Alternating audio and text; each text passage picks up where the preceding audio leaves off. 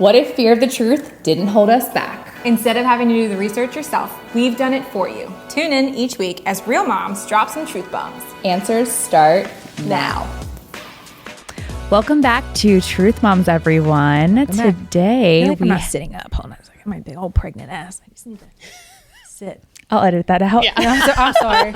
Maybe I'll leave it in. I didn't life. I just realized I'm like slouching, Okay, go ahead. What am I doing? I don't know. Maybe you're slouching too. Okay, today we have Dr. Caitlin Kalstein with us today. Hello. Welcome. Thank you. How are you today? I'm doing very well, thank you. Yeah, she has like a whole vibe. Yeah. I think. You're vibing. I think the cool doctor. Yeah. The cool doctor's in the house. Worked hard on that. A little bit about Dr. Caitlin Kalstein is she is a licensed naturopathic doctor, acupuncturist, and psychotherapist. She is a certified psychedelic and ketamine therapist and is a former clinical director of Field Trip Health in Los Angeles. With over 20 years of personal experience with psychedelics and meditation, she brings a deeply informed perspective to her work.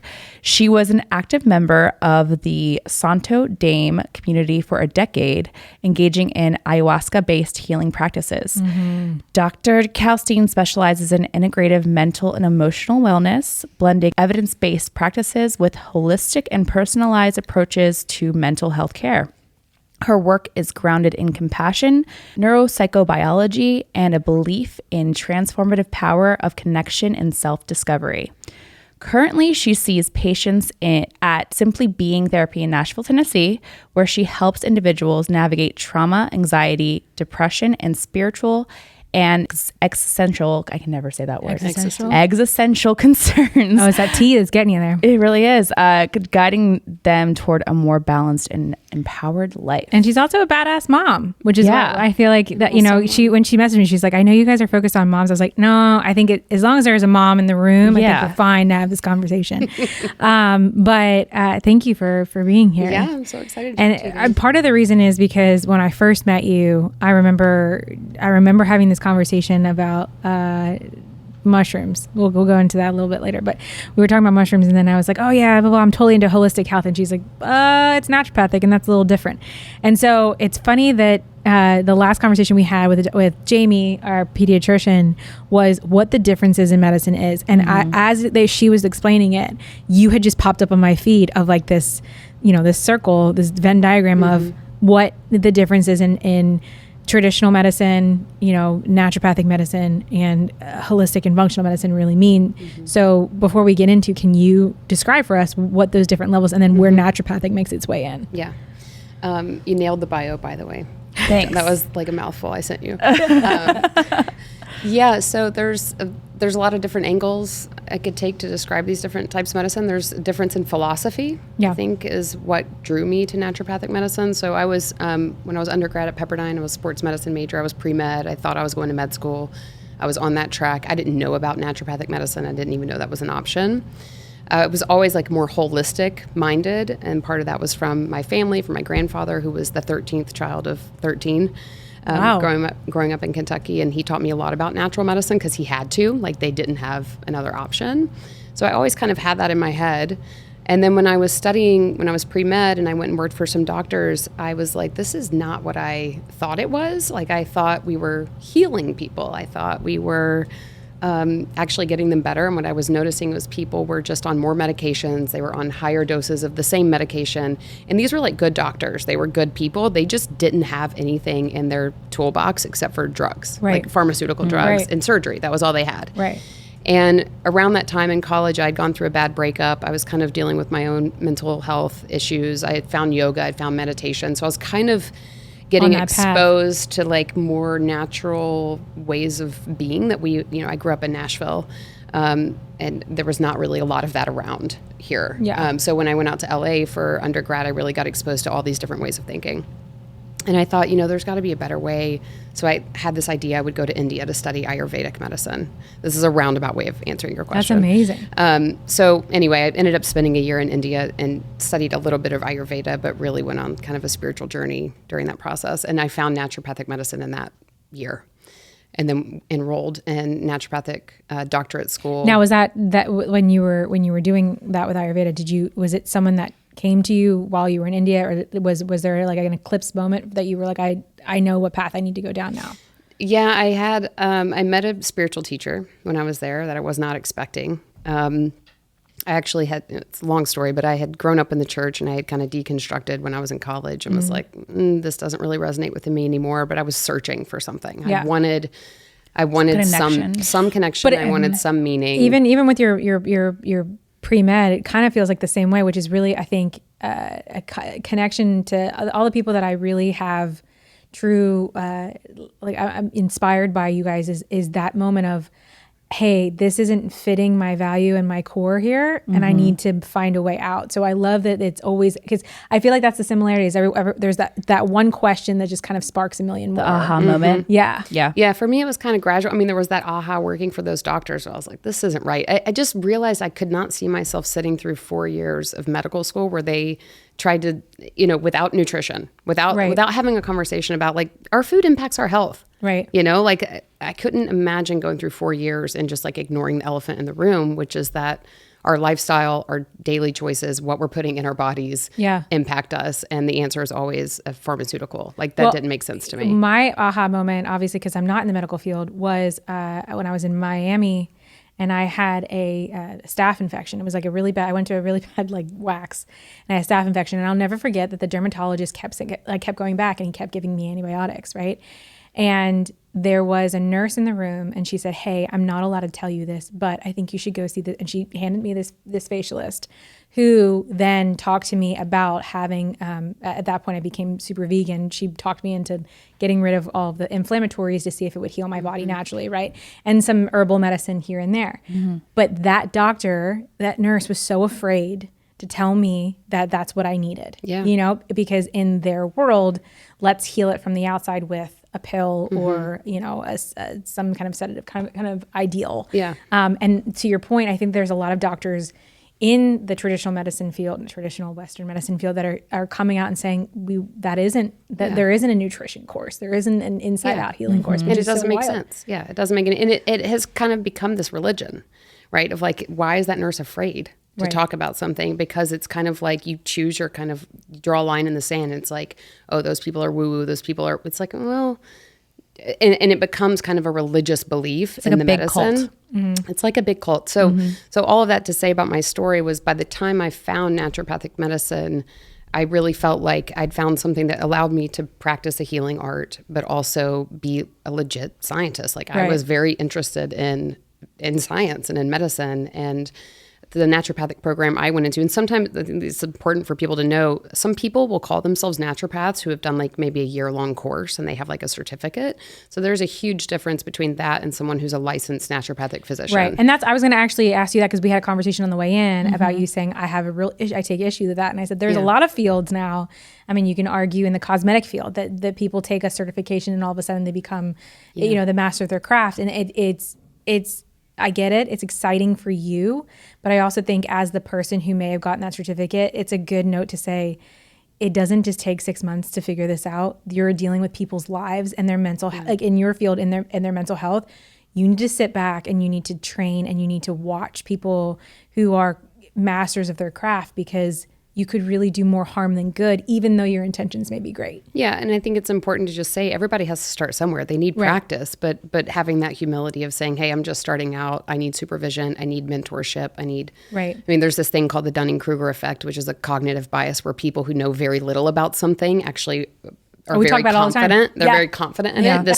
Because you don't know what you don't know. So for the second you learn something new about something, all of a sudden you're the master. And then you go through what they call the valley of despair, which is kind of imposter syndrome, like a year, 2, 3, 4 years in, where you're like, I don't know anything. Like I know nothing, even though you do know some stuff. Yeah. And then about year 8, 9, 10, you're like, okay, I know some things. I can say with humility, there's a lot I don't know, but you can really start to perfect your craft and work on mastery. So I'm in year 10 right now. So I think I'm like, you're there. I'm plateauing a little bit. I mean, still growing. Absolutely. But even more dangerous than the person who's teaching is the person who's looking for it. So if I'm looking for a true naturopath and I'm not sure how to ask the question of what's your journey? How long have you been in practice? Where have you, Are you licensed? So the school that I ended up going to is Bastyr. There's only like 6 or 7 schools in the country that license naturopathic doctors. Wow. That we have a board that like licenses us, right? We have to take 2 exams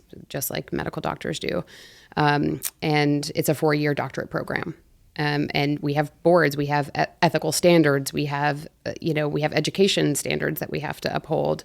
We have prescriptive rights in 26 states. We're primary care physicians. We take insurance. It's, we're very much integrated into the medical model. Not here in Tennessee. Naturopathic doctors aren't licensed here. So here it's not regulated? It is not licensed, and it is actually illegal in Tennessee. It's one of 2 states where it's illegal to practice naturopathic medicine. What's the other state? South Carolina. South Carolina or North Carolina, I forget which one. Why? It's a very old law, so it was enacted sometime in the 1930s or 40s, maybe a little bit later than that, actually. And it just keeps recycling every time the legislation comes through. No one has picked it up to advocate for it. No one has put money behind it. I mean, it's money.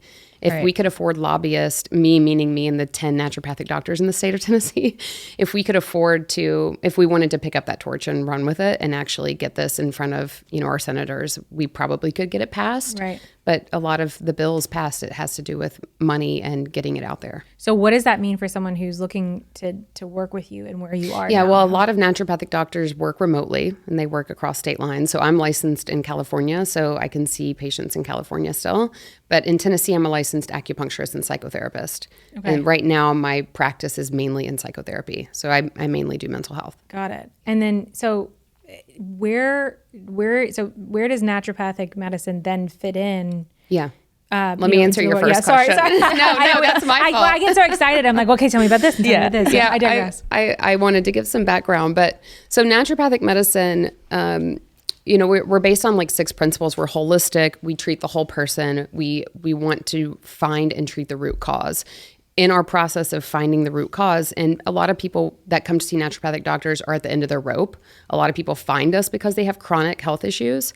Where in states where we're very well integrated, like Washington State, Oregon, California, you may have grown up seeing a naturopathic doctor your entire life. That may be your pediatrician, your primary care doctor, your OB, all of that. They could be a naturopathic physician all the way through.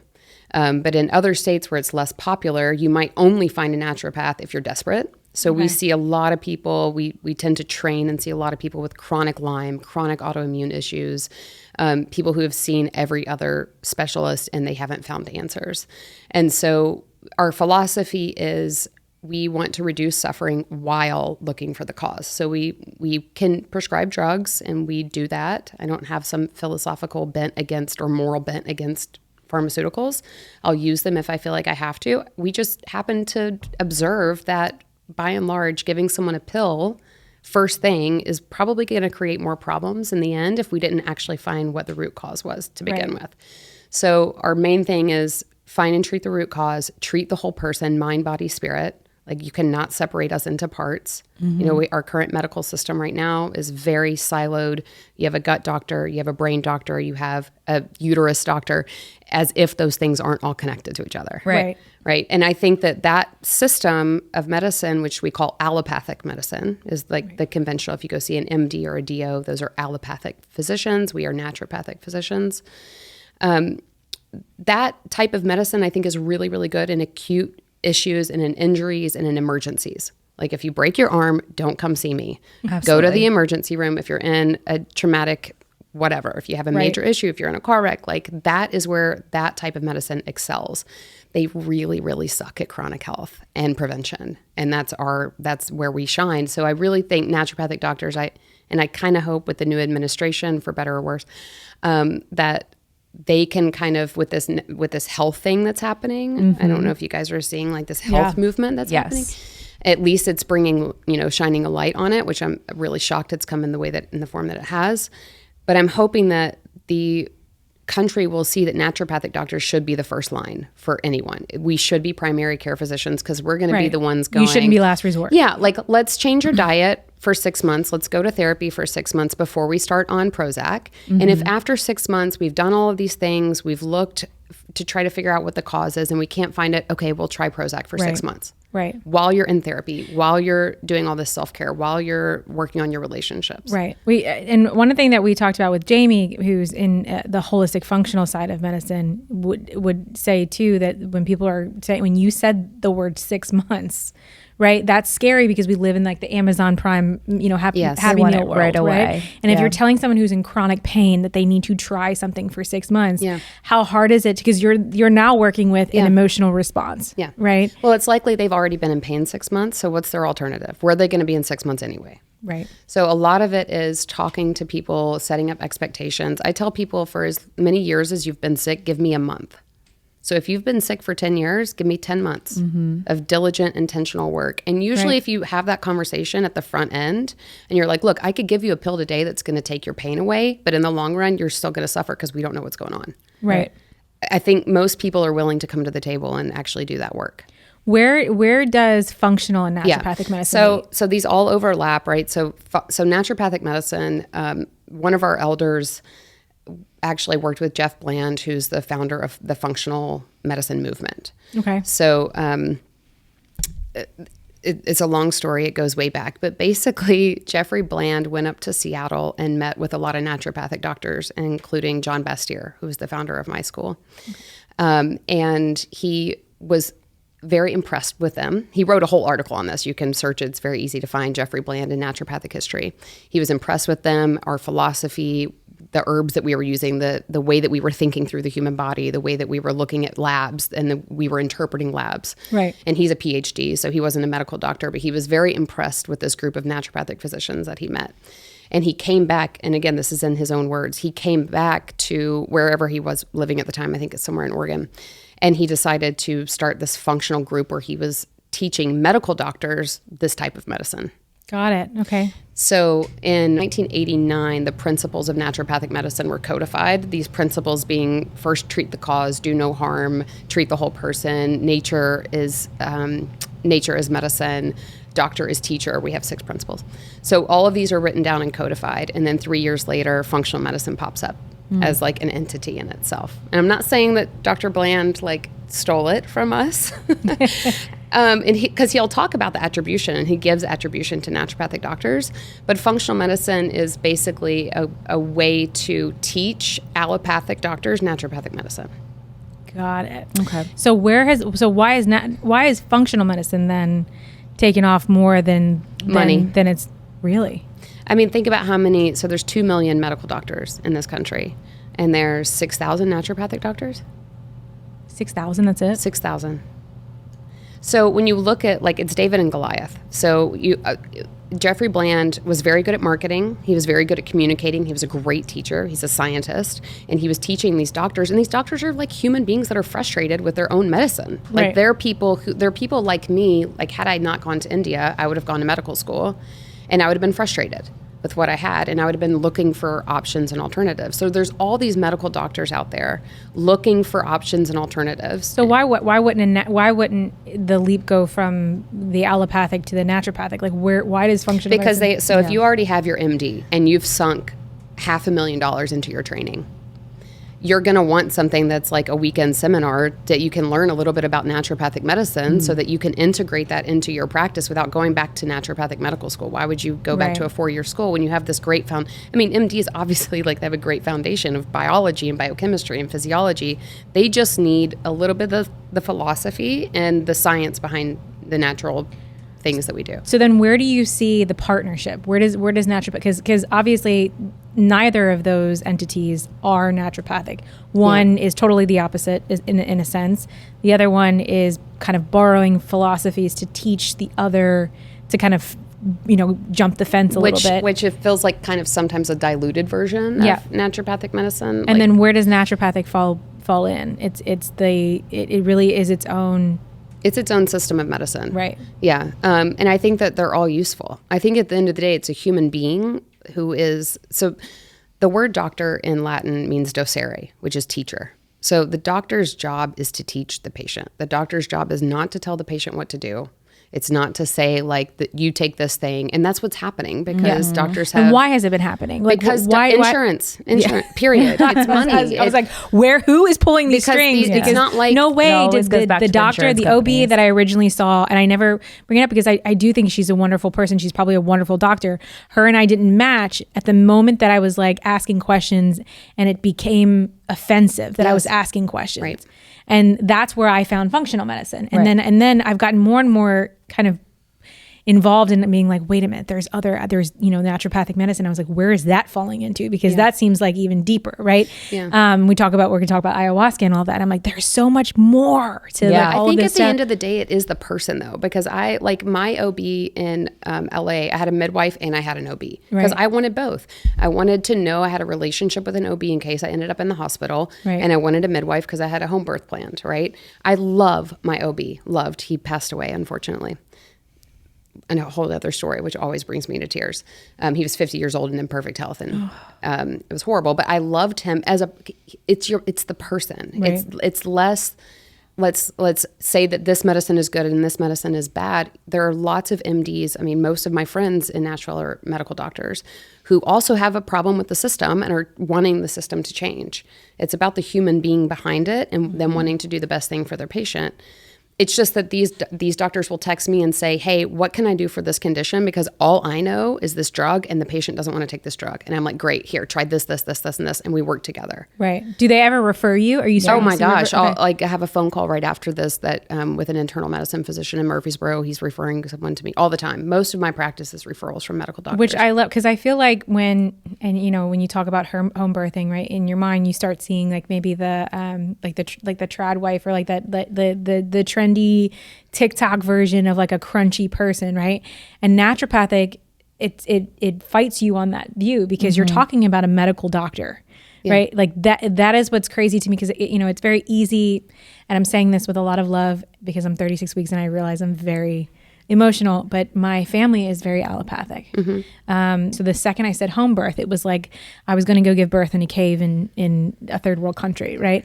And so my argument is that there are people in these fields who are more than qualified, who have the medical training and the knowledge, but they also have something else. And that is the something else that I tend to gravitate to because I feel like when you, it's the same thing as it's the old adage of like, you have people who are trained in one facility and that's all they know and that's what they teach and that's it.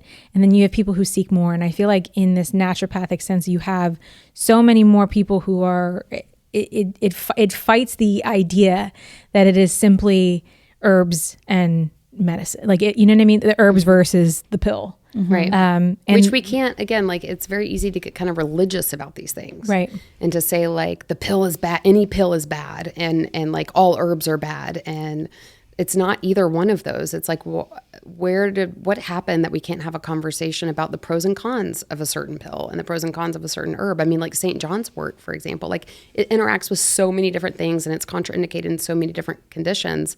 We have this idea that just because it's natural, it's safe. And that is not the case at all. And just because it's synthetic doesn't mean it's not safe. Like in my practice, it's 70% ketamine. Ketamine's a synthetic drug. Yeah. I'm a naturopathic doctor, but I use whatever I need to use to treat the person in front of me and to reduce their suffering. Right. Period. We have all of these tools that we can use, so we should be able to choose from all of them. So talk to me about ketamine, because I feel like ketamine is like it's become, the only thing I know is that it potentially killed the Friends guy, Matthew. All I know. Yeah. Right. And so why is ketamine, Yeah. what is ketamine and why has it been kind of villainized in the world of All medicine? right. I could talk about this for 60 minutes straight. All right, we'll Settle in.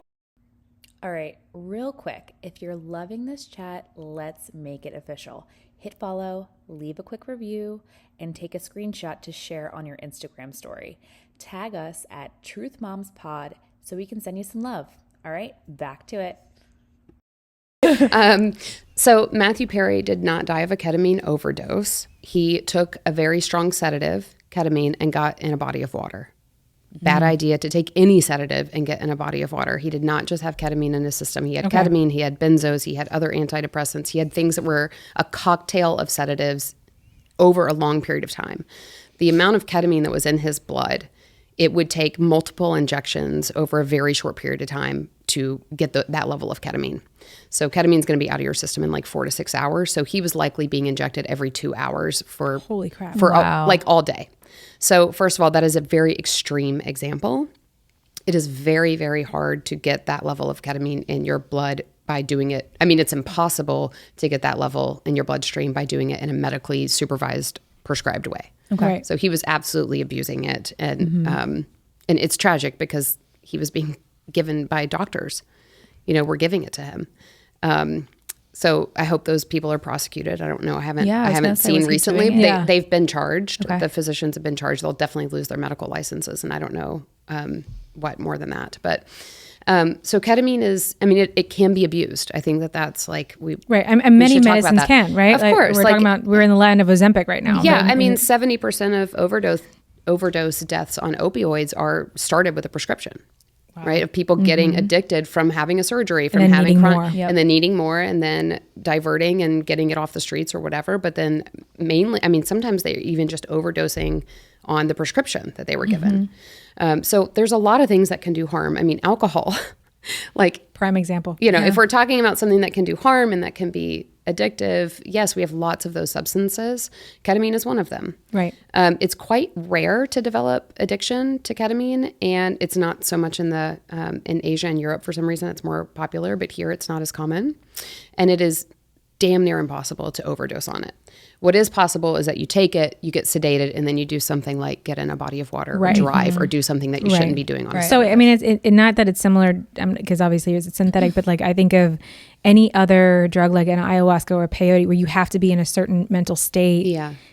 Because if you're in anything else, you're putting yourself in harm's way. Yeah. Is that kind of the same thing? Yeah, although I would say I would drive any day on mushrooms over ketamine. True. Very different. It's a very different mechanism of action. I don't recommend that to anyone. So ketamine is synthetic. It is not a typical or classical psychedelic. It works in a completely different way than all the other psychedelics. Why was it created? So it was first made in 1962 as a sedative, as a something to put people to sleep for surgery. Okay. And it was kind of a breakthrough revolutionary drug then because it put people to sleep without making them stop breathing, without depressing their respiration. Got it. So that was a big deal because all of the other sedatives and anesthetics at the time, and even other ones we still have today, require you to be like intubated and a pulmonologist to be like checking your breathing regularly because it depresses your respiratory drive. So ketamine was like this huge deal because you could give it to someone at doses high enough to put them to sleep to do surgery and you didn't have to intubate them. Wow. It was a big deal. So it was first made in 1962. And the other sedative on the market at the time that was kind of similar was PCP, which has a lot of issues. Which we know now. The emergence, so, emergence delirium and a lot of kind of side effects that are that people don't enjoy. So ketamine was a big deal. It got rushed through FDA approval because of the Vietnam War, because it's also a pain reliever. So they were actually giving it to, soldiers were giving it to one another in Vietnam. It was called the buddy drug because you could administer it to your friend without really much medical training at all, sedate them, give them pain relief as you took them back to the medic tent or to do whatever you needed to do to transport them. Got it. Very safe for the heart and for the central nervous system and breathing. So it's an incredibly safe drug. It's been around for a very long time. It's been on the World Health Organization's like most essential medications list since 1985. Like it is used around the world. It's used a lot in pediatrics to sedate children for procedures. I didn't realize that. Mm-hmm. Like if you go into the ER and the kid needs something kind of quick, they're going to probably give ketamine. Okay. You go to Vandy, it's being used right now as we speak in the emergency room. It's used every day. How does that then translate to what you do in naturopathic medicine? Yeah, so it's interesting. In the 1970s, they started, like a couple of doctors started noticing that patients were going under anesthesia with ketamine and waking up and their depression was gone. It was like a side effect. It was like they had a good side effect. A good side effect. Yeah. They were writing kind of case reports on it, and they were noticing like, this is interesting. Patient reports depression's gone after their appendectomy. And it was like, what's going on here? And so those case reports started building, while at the same time, this guy in Mexico, Salvador Roquette, was a psychologist, and he got his hands on it somehow and was using it in groups as a psychedelic in low doses. So if you take ketamine at a much lower dose than is needed to put you to sleep, it creates a psychedelic-like effect. Okay. And so he was using it in psychology, in his psychology practice. How is that different as far, in your opinion, because I know you know, than what the effect is in ayahuasca and the effect of maybe peyote or something like that? Versus ketamine? Yeah. Yeah. Like feeling wise, if someone was just, because I know right now ayahuasca is hot, right? Like you don't really hear people going to ketamine parties, but you hear these ayahuasca trips. Yeah. So what would you say if someone's asking you, like, what are the three different, like, you know, which there's a reason why there aren't ketamine parties, although there are. But so ketamine is very, at the very low dose, it's very sedating and it's very kind of calming. Most people feel kind of euphoric on it. They feel mostly like a very pleasurable experience. Not always. As you get into the higher psychedelic doses, you can have kind of bad trips, quote unquote. You can have some difficulty. Usually it ends up all being good, especially if you're with someone who can hold space for that and can support you. But it's also very short. So compared to, one of the main differences is it's 45 minutes versus 8 hours. And it is a very different subjective effect. I mean, it's apples to oranges. Okay. With ayahuasca, with peyote, with kind of the more classical psychedelics that work on the serotonin receptors, you can have like hallucinations, like visual and auditory hallucinations. You don't see that much on ketamine. There can be visualizations that you have, but it's not as strong. Right. And there's a lot of emotional content. And usually ayahuasca and peyote and these things hopefully are done in more of like a ceremonial, sacred, spiritual type of setting. Okay. And ketamine's more of a medical? Just because of what it is and where it came from, it hasn't been used like with indigenous people, right? Because it was made in the 1960s as a drug and you've always had to have a prescription to take it. So people do more intentional, we do intention setting and stuff in my practice around ketamine, but it's not a medicine that has this like long hundreds of years history of use. Are there differences in what you would prescribe somebody? So if you're saying if it's more of a depressive mental load, it's a ketamine. If it's more of a maybe a spiritual journal, it's an ayahuasca kind of thing. Yeah, I mean it's very, I am very cautious with how I prescribe someone to do anything. Yeah, I like to give information and educate and talk about my experience. And I like the person to say, you know what, I feel really called to do psilocybin. I've been reading about it. I've been like, that's, or I really feel called to do ketamine because I want to work with you and that's what you're using right now. And I've read about it and I think that that's what I need right now. Right. I really like to put the ball in the person's court to decide for themselves what they think is the best thing for them. As you're moving forward into what you're doing here in Nashville, a lot of discussion I think that we were talking about earlier was PMDD. Yeah. Where does that fit into? Maybe is that a ketamine or is that something completely different? PMDD or postpartum depression. We were talking about PPD. Oh yeah, but PMDD. We were talking about it in the car. That's right. Sorry, I'm pregnant. This is a new term that I actually just came across. It's like a new thing that I just saw, and I think you just saw it too. It's not a new thing. No, I'm just seeing it. I'm saying like on like Instagram and stuff like that. Yeah. Well, we're talking about women's health. Yeah. Right. Where are you finding yourself in the women's health side of things, and how are you helping women in the naturopathic medicine sense with mental illness? Yeah.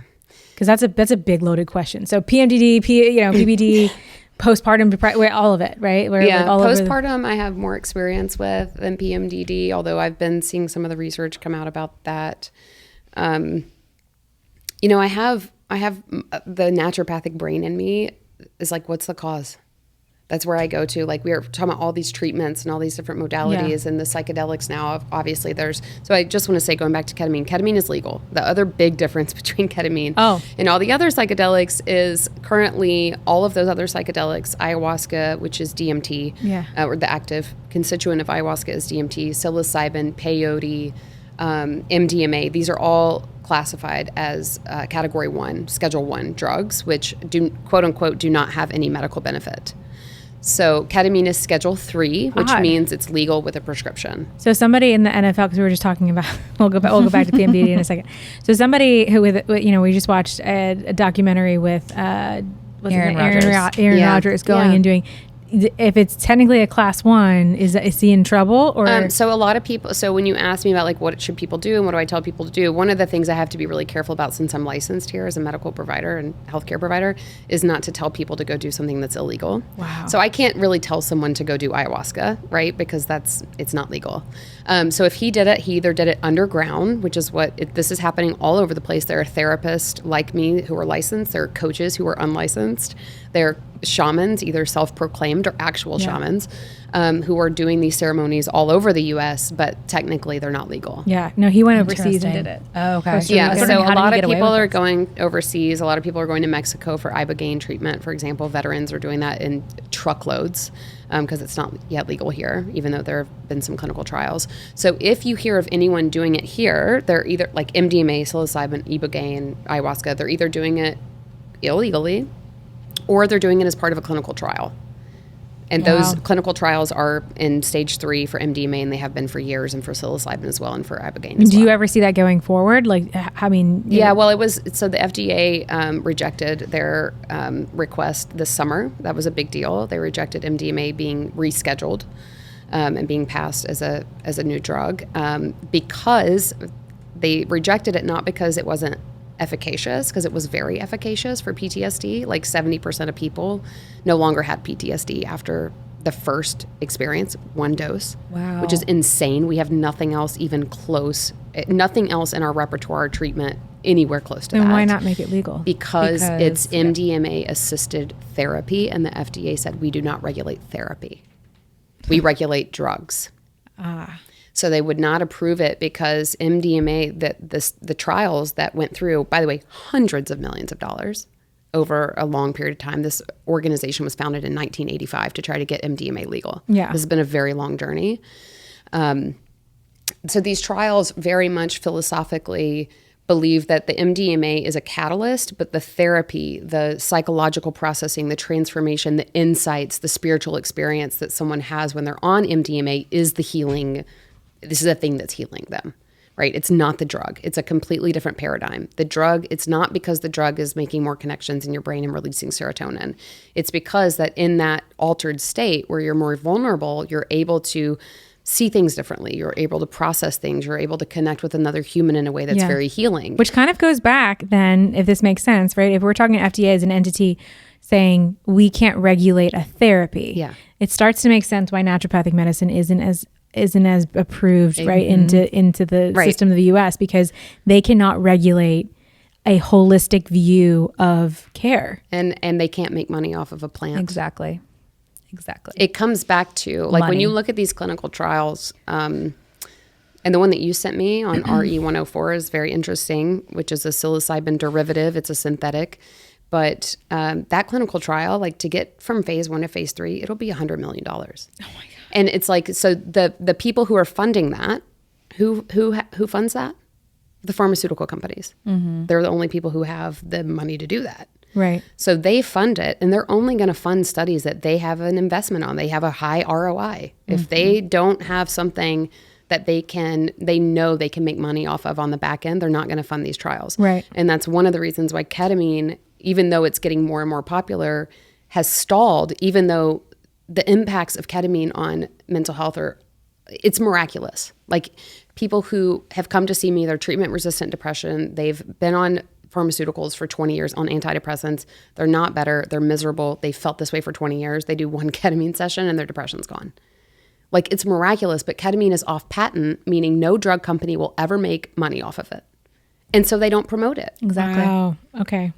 So it all goes back to FDA, insurance, money, follow the money. Follow the money. So I mean, even in what you do as licensed in California, if someone's coming to you, it's not covered by insurance.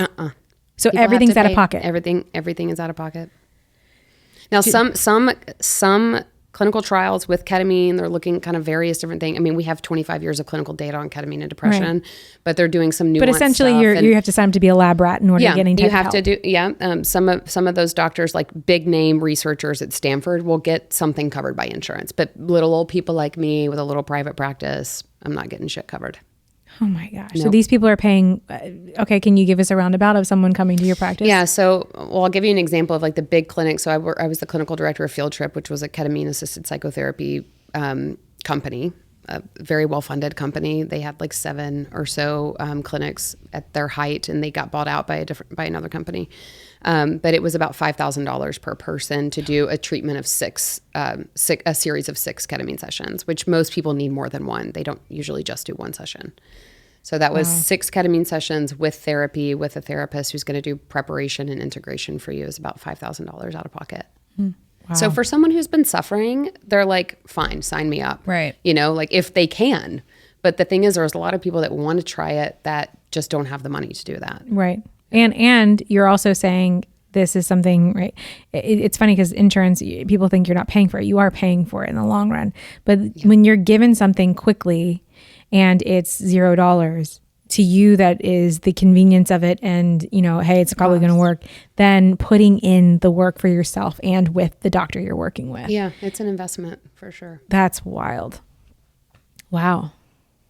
So going back to like PPD, for example, like you asked me about women's health. And I mean, I always go back to, look at the risk factors for postpartum depression: low income, being a single mother, lack of social support, domestic violence, having a pregnancy loss previously. Like, I'm not saying low serotonin. Like, the risk factors are all social factors. Right. And by the way, obstetric complications. So if you're given Pitocin during your labor, which about 50% of women are given Pitocin, which is synthetic oxytocin to quote unquote speed labor along. About 50% of women are given that now in hospitals. That increases your risk of developing PPD by up to 40%. And that's proven. That is in the medical data that is on the ACOG website. I feel like everyone I know has had Pitocin. Well, because here's the thing too, is what people don't say is it's not just to speed up the labor process. I was told that if I didn't take Pitocin, I could potentially hemorrhage and die on the table. Yeah. Right. So you're basically being given, because if your body's taking too long, right, that there's a risk of hemorrhaging. Which is follow the money. Liability. Right. They're covering their ass. And so you're being told this, and as a first-time mother, you're scared shitless. Yeah. And so you're like, yeah, sure. And then you don't think about, hey, and who does, right? Who does the research of saying, I wonder what would put me at risk later on. This is what I mean about the fundamental differences in philosophy. And I don't think this goes back to doctors being bad people. I think this goes back to a bad system. So if the doctor has 7 minutes with you, right, on average per patient, and the OB is coming in and out of your room because she's got 5 mothers laboring at the same time, does she have the time to sit down with you and go through the risk and benefits of taking Pitocin? No. She's not even talking to you about it. The nurse is talking to you about it. Right. The doctor has to sign the order, by the way. Right. But the nurse is the one coming in going, okay, honey, I think we're going to start the Pitocin now. And you're going, well, what do you, and they're saying, well, you could bleed out. And you're saying, well, what else? It's like, did she say you have an up to 40% chance of developing depression? Right. No one's told that. Right. And that's informed consent, and that's missing, and that's largely missing because these nurses and these doctors are burned out. They have 7 minutes per person, and they're like, what can I do? Right. That's it. It's the system. It's not the individual doctors. Most of the individual doctors going into medicine are there because they want to help, but they're stuck in a system that has them trapped in having very little time with people and needing to see 30 patients a day. Right. Plus, you're also an organization that deals with liability. And yes. So you're like, if I can just get her to take this and she's maybe 30% less likely to hemorrhage, then I've done my job. But I think it's really important for people to realize the doctors are working for the insurance companies. They're not working for you. Which I think we've known with the health, with the health front that's coming, is we're really starting to pay attention to it. And I think COVID had a big hand in that, right? Yes. Because a lot of people thought twice after everything that went down with, the vid and all of the requirements and what we've done to people to, kind of put them in a sheep setting of saying everybody has to do this. And I think that brought a lot of like, well, wait a minute, what else is out there that we're just being kind of shoveled in and not having to talk about? Yeah. And so I think a woman with postpartum depression, there's all these risk factors that are social, right? And instead we're like, well, that's kind of too hard to address. So let's just funnel $100 million into a new drug to treat postpartum depression. Zoloft. Yeah, or brexanolone, which is like the thing that is used. I mean, Zoloft is most often prescribed, but there's this other drug that is used. It's a 60-hour infusion. You can't breastfeed for 4 days. It costs $1 trillion to get. You can't access it.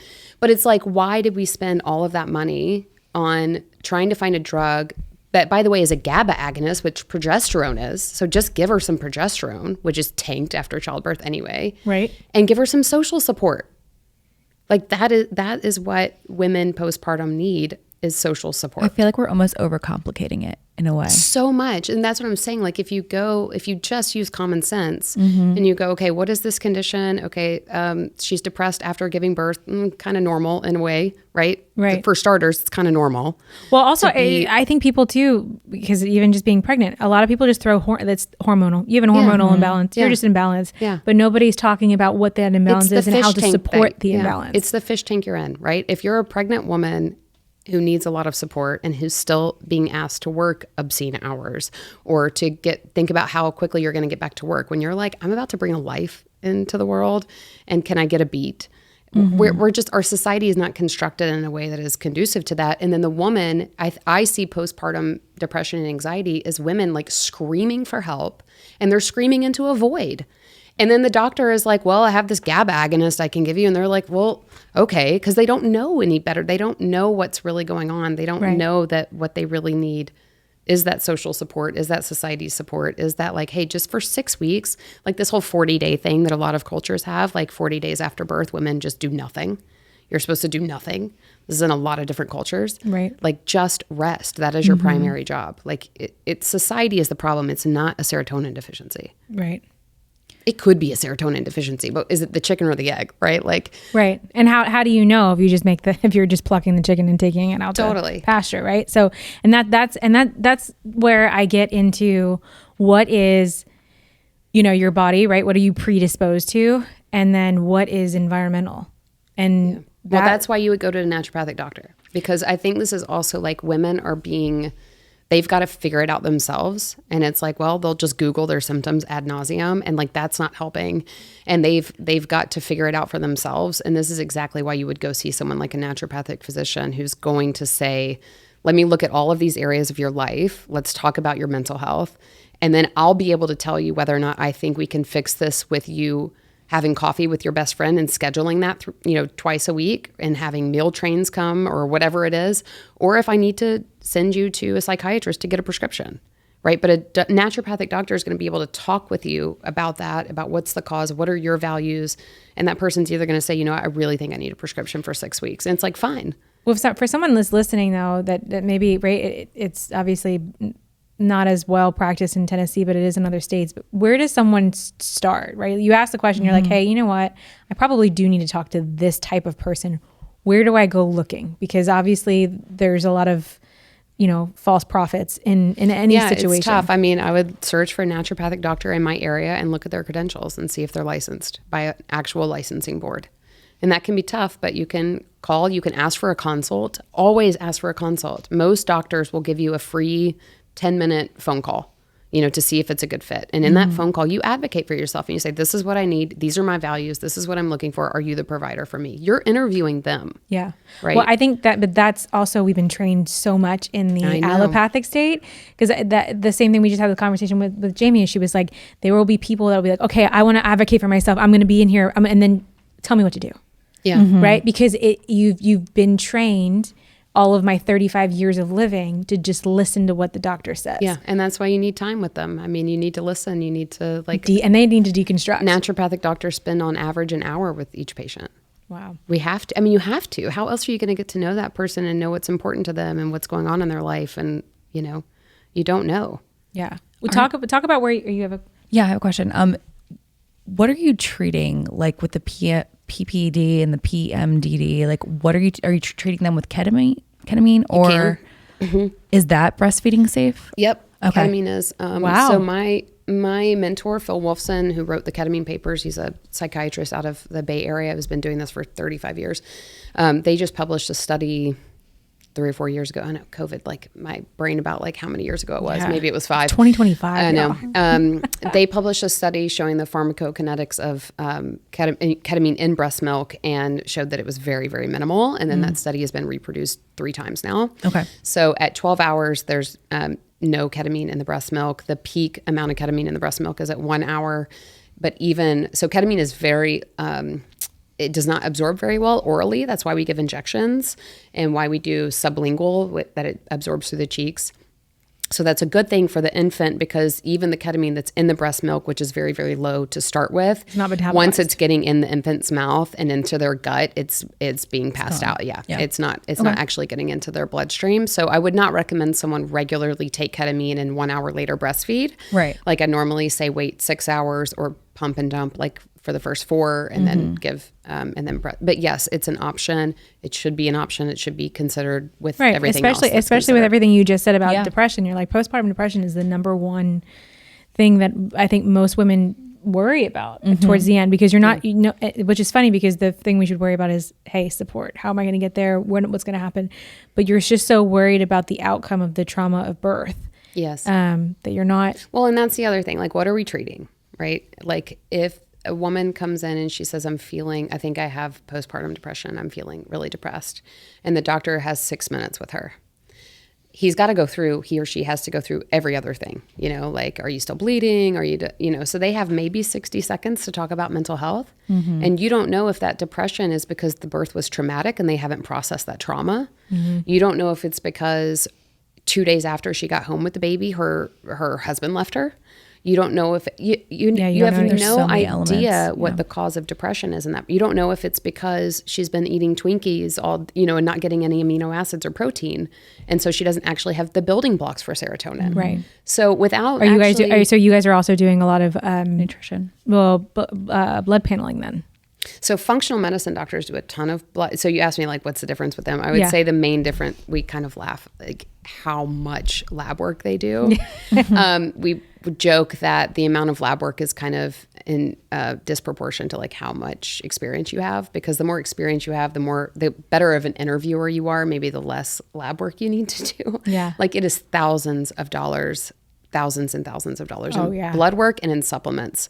So that's one area that I don't want to like lump all of them in together, because I think a lot of like functional people who call themselves functional medicine doctors, there's no like license for that, by the way. You just like went to some seminars and are trained as a functional medicine doctor. So you can't be a functional medicine doctor without being some other type of doctor first, whether it's an ND or a DO or an MD or a chiropractor. My primary actually switched over very seamlessly to functional. Yeah, so it's just like a label people call themselves. So it's like doctors asking questions. Yeah, it's to signify that they're more holistic, more integrative, and they're going to probably talk to you about your stool in addition to everything else, and like do allergy testing. And by the way, half of those tests are completely bogus. Gosh, I could go on for hours about this. So if a doctor wants to do every test in the book and then give you $1,000 of supplements from their own dispensary, I would run in the other direction, because that's not, just because it's a supplement does not mean it's somehow philosophically different from the idea that I'm going to give you a pill and that's going to make you better. It's just a supplement instead of a pharmaceutical. So in naturopathic, are you guys not doing supplements, or are no? You saying, a lot of naturopathic doctors do. But you're saying it's going to take us 6 months to get to what I think you need, instead of looking at you for 5 minutes in your blood. Yeah, I mean, we look at supplements as supplemental. So are you doing everything else, the foundations of health? Are you getting sleep? How are your relationships? Are you having sex? Are you getting out in the sunlight every single day? Are you getting melatonin at night because you're turning off all the lights, and are you exposed to that? How's your stress at work? How's your stress at home? We're going through, these are the foundations. How are you moving your body every day? Like, where is your mind at? What's your thought process like? Yeah. What's your relationship like with God or the universe or spirit or whatever you call it? These are the foundations. Before I give anyone even magnesium, I'm talking to them about those things. Wow. Supplements are supposed to be supplemental. Like if you're not getting it in your diet, if you're not getting it from the sun, if you're not getting it from your life, then you take it in a supplement form. So putting that hat on in the naturopathic world of medicine, how would someone manage like things that are technically out of control, right? Like, so let's just say everything sounds good in the department. I'm getting enough sleep. I don't have a lot of light, but work is the most stressful situation. Yeah. How do you have your patients manage that through? I talk to them about their thought process. What assumptions are they making? I go into therapy. I do psychotherapy with them. And so psychotherapy isn't just drugs, right? Because I think when people think of psychotherapy, think of you think of mushrooms or like ketamine. Yeah, because because you say psychedelic, maybe that's where you get there. Yeah. But it's so much more it's of the mind. Therapy. Wow. I'm talking to you about like how you think. How does your mind work? We all have built-in assumptions and biases. We talk about that. We just lay everything out on the table about your mind. Like I go deep into someone's mind and their thought process. So it's the same as a psychologist, essentially. Yes. Okay. Yeah. Okay. Yeah. It's just different training, but it's the same. It's talk therapy. What's the difference in the training? So psychologists, usually if you say you're a psychologist, it means you have a doctorate in psychology, like you're a clinical psychologist, you have a PhD. Most of the therapists, the majority of the therapists who just call themselves a psychotherapist have a master's degree.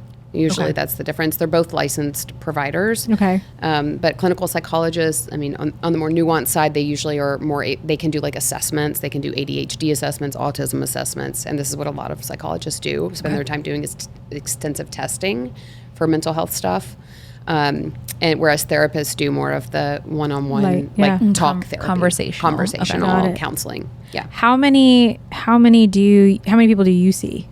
Or how many people can you see before you're overloaded? Because is that like not in a week or does that not take, I mean, obviously answer that question, but also like, does that not, how do you not take in all of that? Like how do you as a naturopathic doctor also make sure that your stress hormones and your stress level, you have to walk the walk. I mean, that's a walk the talk the walk. Yeah. Like you have to do your own work. I think that, and then the psychedelic space, that's where, we kind of talked briefly about people kind of doing 6-month, year-long courses and then calling themselves a psychedelic coach. I take issue with that. Yeah. I think that you have to do your own work. I have an analyst myself, a psychoanalyst, I see.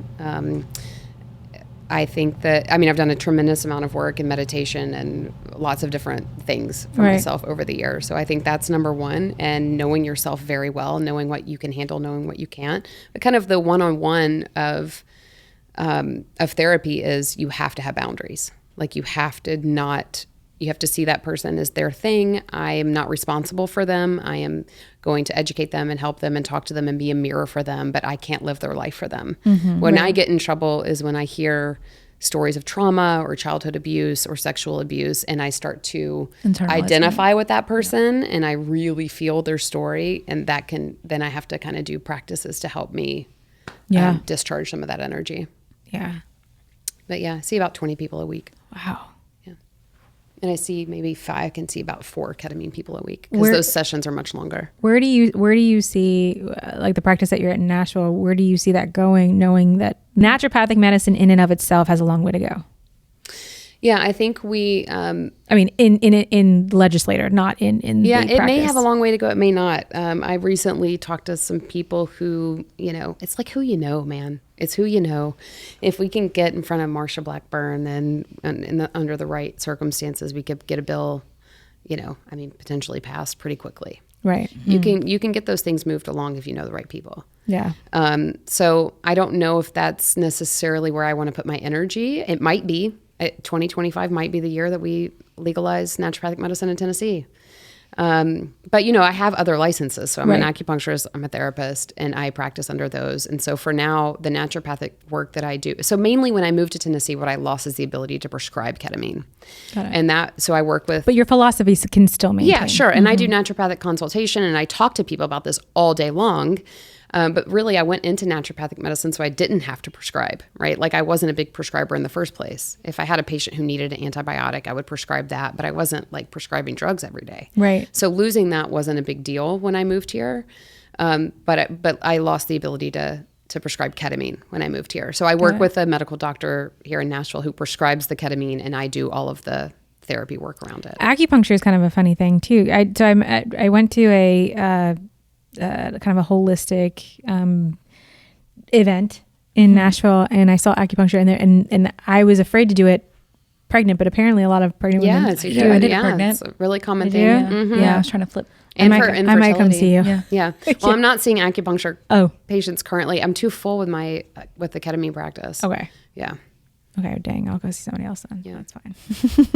I only got a couple weeks left anyway. But how does acupuncture fit into the philosophy of what you do? Well, it's it's a Chinese, Japanese, Asian philosophy. So Eastern tends to be more holistic in general.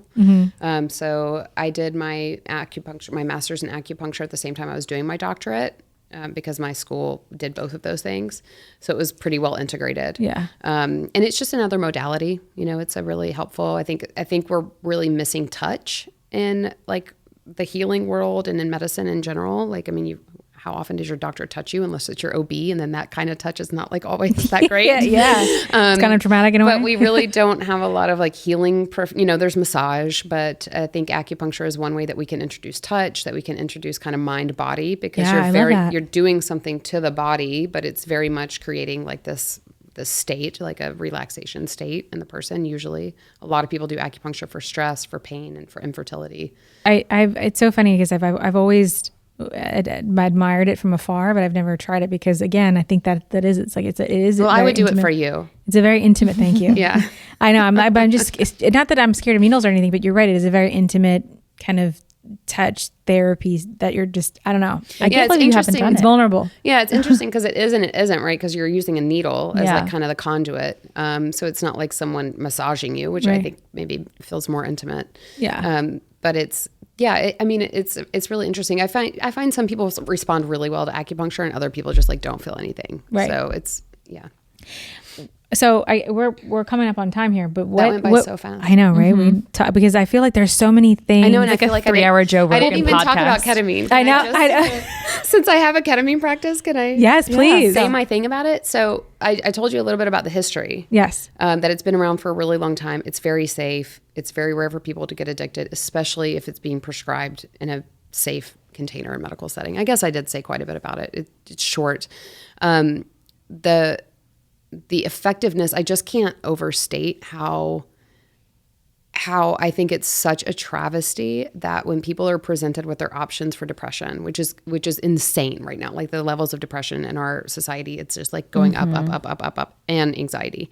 And I have lots of thoughts about that. But when they're being presented these options, it's either like be on an antidepressant for the rest of your life, go to therapy, or that's it. Like those are your options. Like you're not really given anything else. And we have this other thing that is ketamine that is both at the same time. So it's a medication that's going to alter your state of consciousness and change your brain in a way that it increases growth factors in your brain that actually improve the way that your brain communicates, the neurons communicate to each other. After a single dose, you can see the neurons grow and make more connections in the brain. It's incredible. It's basically like a growth steroid in a good way for your brain. It does that at the same time while you're kind of in this altered state and a little bit more relaxed and your ego defenses are down. You're with someone who is supporting you, who is talking to you about what's going on in your life. Like it's both at the same time.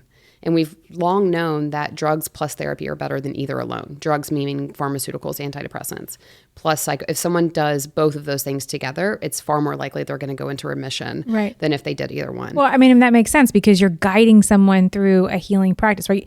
Not only is that person taking something to quote unquote fix, you're walking someone through how to assist themselves. Because depression is not just a biological thing. It impacts who you are, how you see the world, your mood, we have to address that as well.